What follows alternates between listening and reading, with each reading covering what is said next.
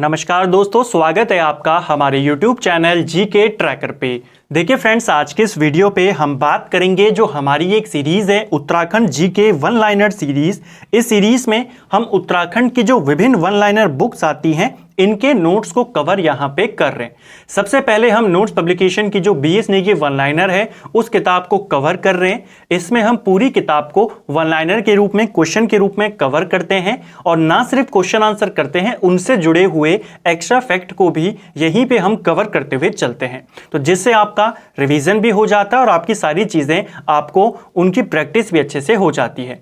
ये हमारा इस सीरीज का 38वां पार्ट होगा। अभी तक हमने 37 पार्ट्स में 1850 प्रश्नों को सीरियल वाइज कवर किया है। अगर आपने उन प्रश्नों को नहीं देखा है, सीरीज के प्रीवियस वीडियोस को नहीं देखा है, आप उनको प्लेलिस्ट में जाके देख सकते हैं। आज हमारा ये 38वां भाग है। इसमें आपको उत्तराखंड की कुछ इंपॉर्टेंट योजनाएं और खेल खिलाड़ी से जुड़े हुए प्रश्न देखने को मिलेंगे।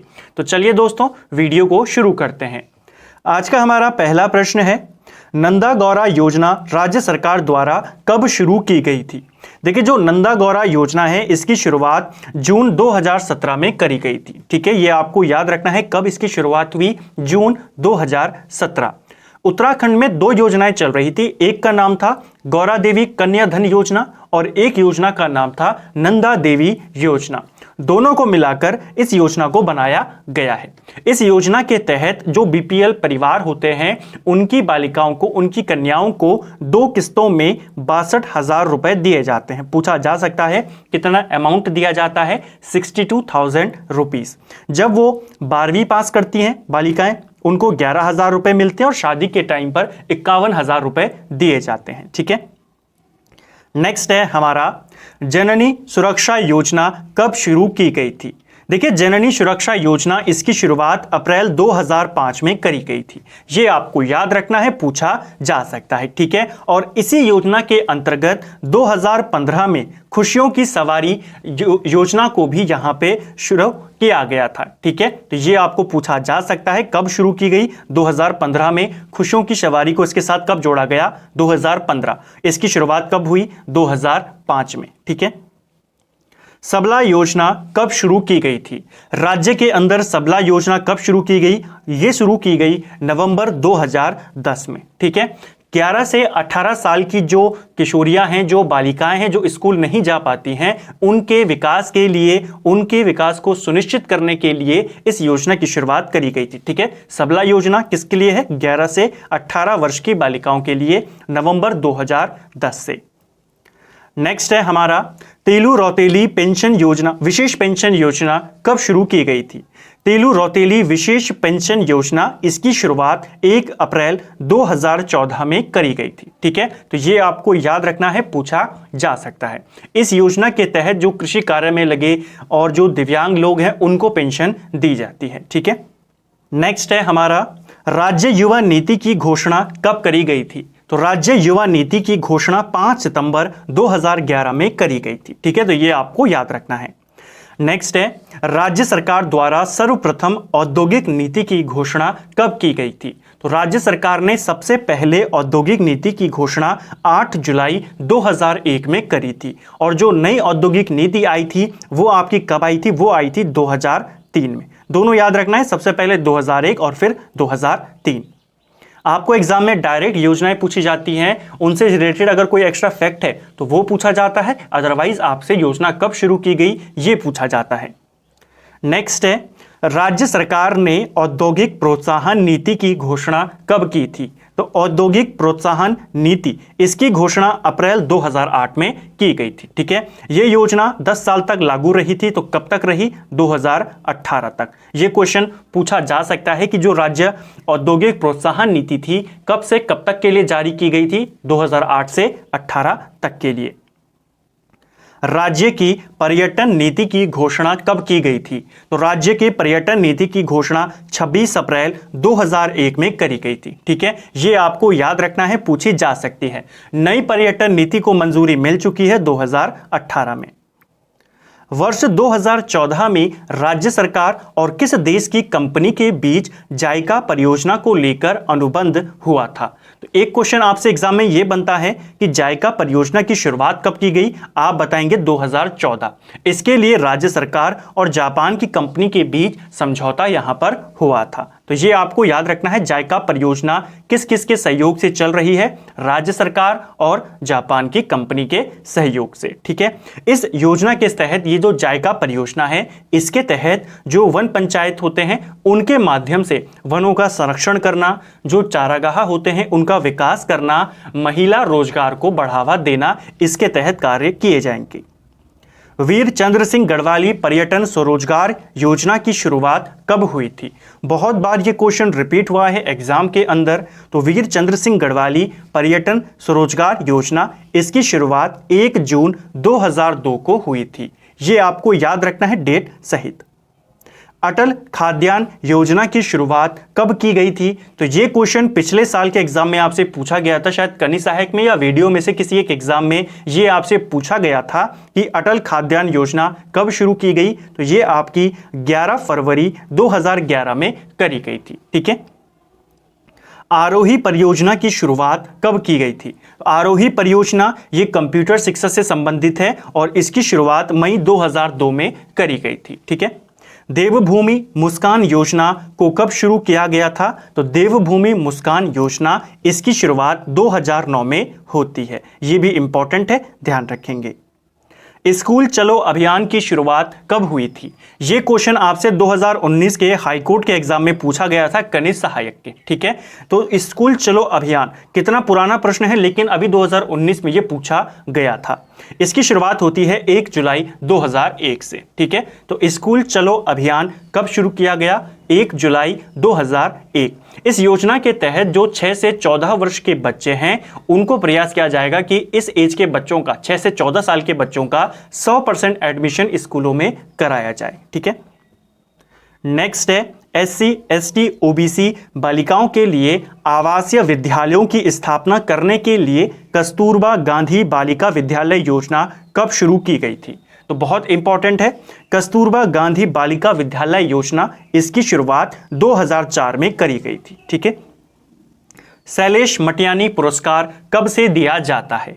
तो जो शिक्षा के क्षेत्र में अच्छा कार्य करते हैं उनको शैलेश मटियानी पुरस्कार दिया जाता है और इसकी शुरुआत 2009 में हुई थी। ये क्वेश्चन भी 2-3 बार आपसे पूछा गया है कि शिक्षा से संबंधित कौन सा पुरस्कार है, वो है शिक्षकों को दिया जाता है शैलेश मटियानी पुरस्कार। 2009 में इसकी शुरुआत होती है।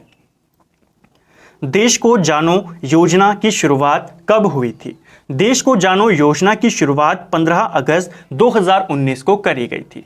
इस योजना के तहत जो उत्तराखंड बोर्ड में टॉप करते हैं ऐसे 25 बच्चों को भारत घुमाने के लिए, पूरे भारत दर्शन के लिए भेजा जाएगा। तो देश को जानो योजना 15 अगस्त 2019। विज्ञान धाम या साइंस सिटी का विकास कहां पर किया गया है? तो विज्ञान धाम आपका देहरादून में है, आपको जानते हैं। ठीक है, पहले भी कई बार ये प्रश्न पेपर में भी आ चुका है। नेक्स्ट है उत्तराखंड अंतरिक्ष उपयोग केंद्र की स्थापना कब और कहां की गई थी? उत्तराखंड अंतरिक्ष उपयोग केंद्र, जिसे हम कहते हैं उत्तराखंड स्पेस एप्लीकेशन सेंटर, ठीक है, तो इसकी स्थापना 21 सितंबर 2005 में करी गई थी। ठीक है, तो यूसैक की स्थापना 21 सितंबर 2005। नेक्स्ट है हमारा उत्तराखंड विज्ञान एवं प्रौद्योगिकी परिषद की स्थापना कब की गई थी? देखिए, जो ये उत्तराखंड विज्ञान प्रौद्योगिकी परिषद है, इसकी स्थापना 21 फरवरी 2005 में करी गई थी। ये और जो हमने ऊपर देखा आपका यूसैक, ये दोनों के दोनों देहरादून में स्थित हैं। नेक्स्ट है हमारा उत्तराखंड में विज्ञान शिक्षा एवं अनुसंधान केंद्र की स्थापना कब की गई थी? तो इसकी स्थापना भी आपकी 2006 में होती है। ठीक है, 2 फरवरी 2006 को इसका गठन किया गया था। नेक्स्ट है हमारा चाल खाल योजना का संबंध किससे है? तो ये क्वेश्चन प्रीवियस ईयर का क्वेश्चन है, पेपर में पूछा जा चुका है। चाल खाल योजना ये आपके जल संचयन से संबंधित है। ठीक है, यानी कि जल के बचाव से, जो जल संरक्षण है, इससे संबंधित है चाल खाल योजना। हिटो पहाड़ दिवस कब मनाया जाता है? तो देखिए, हिटो पहाड़ दिवस ये पहली बार 28 सितंबर 2015 को मनाया गया था। तो पूछा जा सकता है, आपको ये ध्यान रखना है। पर्यावरण सुरक्षा को बढ़ाने के लिए मेरा पेड़ मेरा धन योजना कब शुरू की गई? योजना का नाम है मेरा पेड़ मेरा धन और इसकी शुरुआत होती है 2015 से।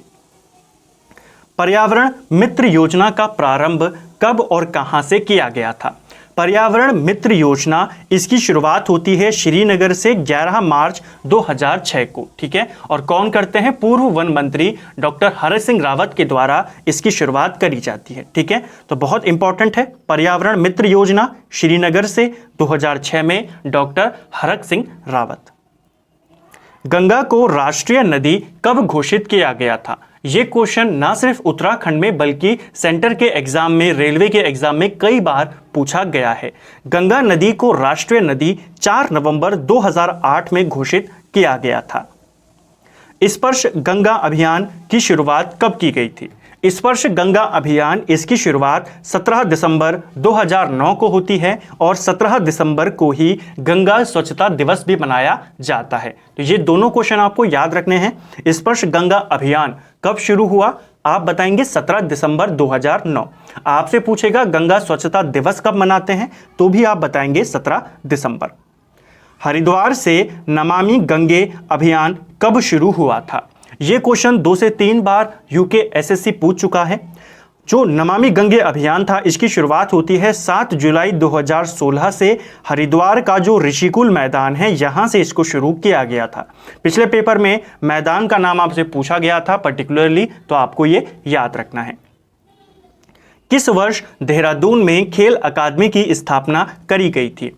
खेल अकेडमी की स्थापना देहरादून में 2001 में करी गई थी। ये आपको याद रखना है, पूछा जा सकता है, ठीक है। चलिए नेक्स्ट है हमारा, राज्य सरकार ने खेल नीति की घोषणा कब करी थी? तो देखिए राज्य सरकार के द्वारा खेल नीति की घोषणा 16 जनवरी 2006 में करी गई थी। आपको साल याद रखना है, 2006 में राज्य सरकार खेल नीति को जारी करती है। नेक्स्ट है, उत्तराखंड का प्राचीन खेल क्या है? तो उत्तराखंड का प्राचीन खेल है बाग बट्टी, पूछा जा सकता है। राजीव गांधी अंतर्राष्ट्रीय क्रिकेट स्टेडियम कहाँ स्थित है? तो राजीव गांधी अंतर्राष्ट्रीय क्रिकेट स्टेडियम ये आपके देहरादून में है। और अगर आपसे पूछा जाएगा इंदिरा गांधी अंतर्राष्ट्रीय क्रिकेट स्टेडियम वो कहाँ पर है, तो वो आपके हल्द्वानी में है, ठीक है। तो राजीव गांधी वाला देहरादून में, इंदिरा गांधी वाला हल्द्वानी में, दोनों का उद्घाटन 2016 में किया गया था उस समय के मुख्यमंत्री हरीश रावत के द्वारा, ठीक है। एक और चीज आपको यहां पर याद रखनी है, जो ये राजीव गांधी अंतर्राष्ट्रीय क्रिकेट स्टेडियम है इसको अफगानिस्तान की क्रिकेट टीम ने अपना होम ग्राउंड बनाया था, पूछा जा सकता है, ठीक है। नेक्स्ट है हमारा, उत्तराखंड को बीसीसीआई की सदस्यता कब मिली थी? तो ये क्वेश्चन हमने लास्ट टाइम जब परीक्षा वाणी का हमने समसामयिकी को कवर किया था उसमें भी देखा था। जो उत्तराखंड है इसको बीसीसीआई से मान्यता मिली थी 13 अगस्त 2009 को। मान्यता मिलने का अर्थ ये था कि अब उत्तराखंड की अपनी टीम रणजी ट्रॉफी में खेल सकती है उत्तराखंड के नाम से। महाराणा प्रताप स्पोर्ट्स कॉम्प्लेक्स कहाँ स्थित है? तो महाराणा प्रताप स्पोर्ट्स कॉम्प्लेक्स आपके देहरादून में स्थित है। एशिया का दूसरा सर्वाधिक ऊंचाई पर स्थित स्टेडियम रांसी स्टेडियम किस जनपद में स्थित है? तो ये क्वेश्चन पेपर में पूछा जा चुका है। रांसी स्टेडियम एशिया का दूसरा सर्वाधिक ऊंचाई पर स्थित स्टेडियम है। पहला कौन है? तो पहला है आपका जो हिमाचल में है, आपका दो धर्मशाला में है, ठीक है।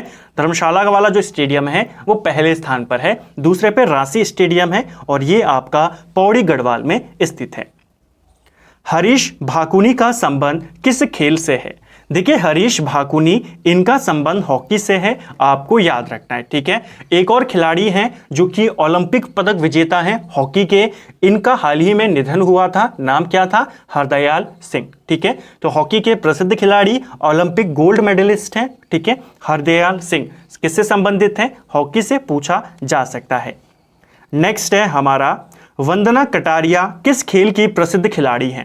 तो वंदना कटारिया काफ़ी ज़्यादा चर्चा में रही हैं, इनका संबंध है हॉकी से, आपको पूछा जा सकता है, ठीक है। हॉकी की प्रसिद्ध ये खिलाड़ी और इंटरनेशनल खिलाड़ी हैं और हॉकी की जो हमारी टीम है इंडियन हॉकी टीम महिला टीम उसकी ये कप्तान थी, ठीक है। ये आपसे पूछा जाता है। हॉकी के और कौन कौन से कुछ इंपॉर्टेंट खिलाड़ी हैं, जैसे राजेंद्र सिंह रावत हैं, ये भी हॉकी के खिलाड़ी हैं। ललित शाह, ये भी हॉकी के खिलाड़ी हैं। ठीक है, तो आपसे पूछा जा सकता है। मंजू बिष्ट हैं एक और जो कि हॉकी के खिलाड़ी हैं। नेक्स्ट है हमारा केसी सिंह बाबा, जो कि राज्य के प्रथम भारोत्तोलक रहे हैं, वह किस वर्ष सांसद बने थे। देखिए, राज्य के पहले वेट लिफ्टर कौन है? केसी सिंह बाबा। ठीक है, और ये कब सांसद बने? ये सांसद बने 2004 में। ठीक है, कहां से बने थे? तो नैनीताल जो संसदीय सीट है वहां से ये सांसद बने थे। आपको याद रखना है, पूछा जाता है। ठीक है, अंतर्राष्ट्रीय भारोत्तोलक खिलाड़ी फैयाद अहमद अंसारी का संबंध किस जनपद से है? तो ये भी भारोत्तोलक से संबंधित हैं, फैयाद अहमद अंसारी, और इनको स्ट्रॉन्ग मैन ऑफ इंडिया के नाम से जाना जाता है। ठीक है, फैयाद अहमद अंसारी को किस नाम से जाना जाता है? Strong man of India. इनका संबंध उधम सिंह नगर से है। प्रथम भारोत्तोलक महिला खिलाड़ी कौन है जिन्हें द्रोणाचार्य पुरस्कार से सम्मानित किया गया था? न सिर्फ भारोत्तोलक बल्कि उत्तराखंड से पहली खिलाड़ी, चाहे वो पुरुष हो चाहे वो महिला हो, प्रथम कौन है जिनको द्रोणाचार्य पुरस्कार मिला? उनका नाम है हंसा मनराल। ठीक है, ये आपको याद रखना है। 2001 में इनको द्रोणाचार्य पुरस्कार मिला और ये किस खेल से संबंधित हैं? तो ये आपके जो भारोत्तोलक है वेट लिफ्टर से संबंधित हैं। नेक्स्ट है हमारा चाइना वॉल के नाम से किस प्रसिद्ध फुटबॉल खिलाड़ी को जाना जाता है? तो प्रसिद्ध फुटबॉल खिलाड़ी हैं राम बहादुर छेत्री। ठीक है, देहरादून के हैं और इनको चाइना वॉल के नाम से जाना जाता है। त्रिलोक सिंह बसेड़ा का संबंध किस खेल से है? तो त्रिलोक सिंह बसेड़ा, इनका संबंध फुटबॉल से है और इनको आयरन वॉल ऑफ इंडिया कहते हैं। ठीक है, जैसे जो हमारे ऊपर हमने देखा राम बहादुर छेत्री, इनको चाइना वॉल के नाम से जाना जाता है, इनको आयरन वॉल ऑफ इंडिया के नाम से जाना जाता है। ठीक है, इनका संबंध भी फुटबॉल से है। नेक्स्ट है हमारा भारतीय बॉक्सिंग का पितामह कहा जाता है। तो भारतीय बॉक्सिंग का पितामह कहा जाता है हरि सिंह थापा को। आपको इनका नाम याद रखना है, पूछा जा सकता है। ठीक है, एशियाई खेलों में रजत पदक जीतने वाले ये पहले खिलाड़ी थे। ठीक है, तो पूछा जा सकता है। क्वेश्चन आपसे ऐसे भी बनेगा, हरि सिंह थापा का संबंध किस खेल से है? आप बताएंगे बॉक्सिंग से है। ठीक है, परम बहादुर मल किस खेल के प्रसिद्ध खिलाड़ी हैं? परम बहादुर मल ये आपके बॉक्सिंग के प्रसिद्ध खिलाड़ी हैं, आपको याद रखना है। ठीक है, एक और चीज आपको याद रखनी है, बॉक्सिंग से ही जुड़ी हुई बॉक्सिंग के खिलाड़ी हैं जिनका नाम है जयदेव बिष्ट। ठीक है, इनका नाम आपको याद रखना है। इनको 2009 में बॉक्सिंग के लिए, उनमें कोचिंग के लिए इनको द्रोणाचार्य पुरस्कार मिला था। ठीक है, 2001 में हंसा मनराल को मिला, 2002 में रेणु कोहली को मिला, 2009 में जयदेव बिष्ट को जो द्रोणाचार्य पुरस्कार है इससे सम्मानित किया गया था। प्रथम भारतीय महिला कौन है जिन्हें अंतर्राष्ट्रीय जूडो के लिए रेफरी चुना गया था?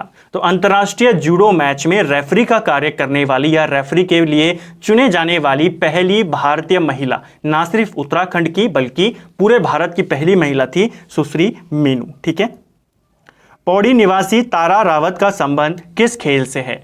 तो तारा रावत ये क्रिकेट की खिलाड़ी है, आपको याद रखना है कहां से संबंधित है? पौड़ी गढ़वाल से है। ठीक है, नेक्स्ट है उन्मुख चंद जो अंडर 19 क्रिकेट टीम के कप्तान रह चुके हैं का संबंध किस जिले से है? देखिए, उन्मुख चंद, इन्हीं की कप्तानी में भारत की जो अंडर 19 क्रिकेट टीम थी इसने 2012 में अंडर 19 वर्ल्ड कप जीता था। ठीक है, किसकी कप्तानी में? उन्मुख चंद की कप्तानी में। इनका संबंध पिथौरागढ़ जिले से है। ठीक है, हालांकि अब इन्होंने यूएस सिटीजनशिप ले ली है, अब ये अमेरिका के नागरिक है और अमेरिका के क्रिकेट टीम से खेलते हैं। उत्तराखंड रणजी टीम के पहले कप्तान कौन थे? देखिए, उत्तराखंड रणजी टीम के प्रथम कप्तान बने थे रजत भाटिया। ये हम पहले भी कवर कर चुके हैं, तो आपको याद रखना है क्योंकि 2019 में ही उत्तराखंड की टीम को मान्यता मिली। उत्तराखंड का जो क्रिकेट एसोसिएशन है उसको मान्यता मिली बीसीसीआई से। उसी के बाद उत्तराखंड ने रणजी में खेला और उसके पहले कप्तान थे रजत भाटिया। उत्तराखंड से क्रिकेट के और भी इंपॉर्टेंट खिलाड़ी हैं जो पूछे जाते हैं, जैसे ऋषभ पंत का संबंध कहां से है? तो ऋषभ पंत आप जानते हैं उत्तराखंड के हैं, इनका संबंध रुड़की से है। ठीक है, इसके अलावा आपसे पूछा जाता है, क्रिकेट से ही रिलेटेड है, जो मनीष पांडे थे, आईपीएल में शतक लगाने वाले पहले भारतीय खिलाड़ी हैं मनीष पांडे, इनका संबंध भी उत्तराखंड से है जो कि नैनीताल से है। एक और भारतीय महिला खिलाड़ी है क्रिकेट की जिनका नाम है एकता बिष्ट, आपसे पूछा जाएगा एकता बिष्ट का संबंध किस खेल से है? इनका संबंध भी क्रिकेट से है और ये आपके अल्मोड़ा जिले से संबंधित है। ठीक है, ये कुछ इंपॉर्टेंट क्रिकेट खिलाड़ी जो आपको याद रखने हैं। नेक्स्ट है हमारा, किसे गोल्डन बॉय के नाम से जाना जाता है? तो गोल्डन बॉय के नाम से जसपाल राणा को जाना जाता है। ठीक है, तो इनका नाम आपको याद रखना है, पूछा जा सकता है। 1994 में जसपाल राणा को अर्जुन पुरस्कार से सम्मानित किया गया था। ठीक है, तो ये भी पूछा जा सकता है और आई थिंक 2019 में इनको द्रोणाचार्य पुरस्कार से भी सम्मानित किया जा चुका है, तो इसको भी आपको ध्यान में रखना है। ठीक है, बैडमिंटन क्वीन के नाम से किसे जाना जाता है? बैडमिंटन क्वीन ये कहा जाता है मधुमिता बिष्ट को। ठीक है, तो इनका नाम आपको याद रखना है, ये पेपर में पूछा जा चुका है। ठीक है, क्वेश्चन ऐसे भी बन सकता है, मधुमिता बिष्ट का संबंध किस खेल से है? तो ये बैडमिंटन से संबंधित और बैडमिंटन क्वीन के नाम से जानी जाती हैं। ठीक है, पूछी जा सकती हैं। बैडमिंटन के 2-3 और प्रसिद्ध खिलाड़ी हैं जो उत्तराखंड के हैं, कौन कौन है? जैसे कि आप देखते होंगे लक्ष्य सेन। ठीक है, तो लक्ष्य सेन का संबंध बैडमिंटन से है, ये उत्तराखंड के संबंधित हैं। ठीक है, उत्तराखंड से हैं। दूसरे हैं चिराग सेन, इनका संबंध भी उत्तराखंड से है और ये बैडमिंटन के एक प्रसिद्ध खिलाड़ी हैं। उम्मीद करता हूं फ्रेंड्स आपको ये वीडियो पसंद आया होगा। आज की वीडियो में हमने 38वां भाग यहां पे कवर किया और 1900 प्रश्नों को सीरियल वाइज हमने पूरी बुक को कवर किया है, बिल्कुल क्वेश्चन की फॉर्म में किया है, नंबरिंग के साथ किया है, जिससे आपको एक तो ये पता चलता रहे कि आपका कहां से कोर्स कंप्लीट हो गया और आप नंबर ऑफ क्वेश्चंस के अकॉर्डिंग इनको डिवाइड कर भी पढ़ सकते हैं। उम्मीद करता हूं आपको वीडियो पसंद आया होगा। अगर आपको ये वीडियो पसंद आया है तो वीडियो को लाइक करें, अगर आप चैनल पे नए हैं तो चैनल को सब्सक्राइब करें, अपने दोस्तों के साथ शेयर करें और साथ ही वीडियो आपको कैसे लगी हमें कमेंट बॉक्स में ज़रूर बताएं। Thank you friends.